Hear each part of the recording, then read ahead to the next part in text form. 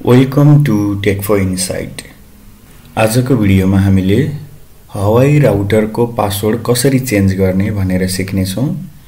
यसको लागि सबैभन्दा पहिला हजुरहरूलाई आफ्नो राउटरको डिफल्ट आईपी अथवा आईपी एड्रेस आवश्यकता पर्छ। आईपी एड्रेसको लागि कनेक्टेड नेटवर्कको नेटवर्क सेटिङमा गएर पनि हजुरहरूले वाइफाई अथवा राउटरको डिफल्ट रुट थाहा पाउन सक्नुहुनेछ। डिफल्ट रुट अथवा आईपी एड्रेस हजुरहरूले आफ्नो फोनबाट पनि डिफल्ट रुट हेर्न सक्नुहुनेछ। यदि त्यो पनि छैन भने राउटरको पछाडिपट्टि राउटरको आईपी एड्रेस लेखेको हुन्छ, त्यो हेर्न सक्नुहुनेछ। नर्मली हवाई राउटरको लागि डिफल्ट आईपी एड्रेस हुन्छ 192.168.1.1। मसँग फायरफक्स छ, त्यसैले म फायरफक्स खोल्छु।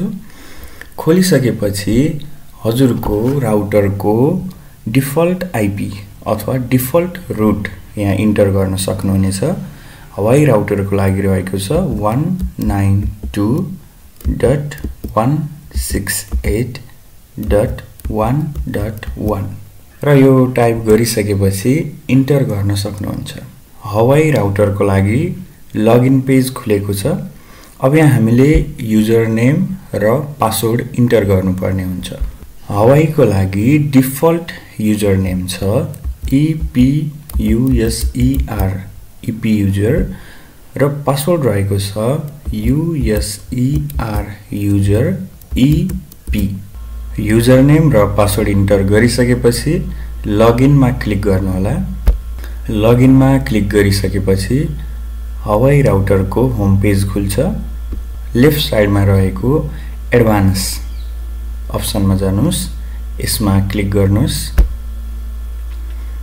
क्लिक गरिसकेपछि हामीले मल्टिपल अप्सनहरू देख्न सक्छौँ। यो मध्ये WLAN मा क्लिक गर्नुहोस्। WLAN मा क्लिक गरिसकेपछि हामी यहाँ दुईवटा 2.4G बेसिक नेटवर्क र तल 5G बेसिक नेटवर्क देख्न सक्छौँ। सबैको राउटरमा 2.4G र 5G नहुन सक्छ।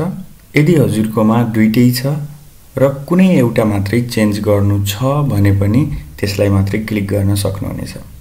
अहिले मैले 2.4G को चेन्ज गर्छु, त्यसैले 2.4G बेसिक नेटवर्कमा क्लिक गर्नुहोस् र हामी यहाँ देख्न सक्छौँ SSID नेम भनेको राउटरको नेम अथवा वाइफाई को नेम हो र तल गएर WPA प्री शेयर्ड की भनेको छ, यो पासवर्ड हो। वाइफाई को नेम चेन्ज गर्नु छ भने यहाँ यो सेक्सनमा गएर चेन्ज गर्न सक्नुहुनेछ। यदि होइन पासवर्ड मात्रै चेन्ज गर्नु छ भने पनि पासवर्डमा गएर चेन्ज गर्न सक्नुहुनेछ। अहिले मैले पासवर्ड मात्रै चेन्ज गर्छु। नेपाल 12345 नयाँ पासवर्ड इन्टर गरेर हामीले एप्लाईमा क्लिक गरिसकेपछि अब वाइफाई को पासवर्ड चेन्ज हुन्छ। यसरी नै हजुरहरूले पनि आफ्नो वाइफाई को पासवर्ड चेन्ज गर्न सक्नुहुनेछ। टेक्नोलोजीसँग रेगुलर अपडेट हुनको लागि टेक फर इनसाइट च्यानललाई सब्स्क्राइब गर्नुहोला।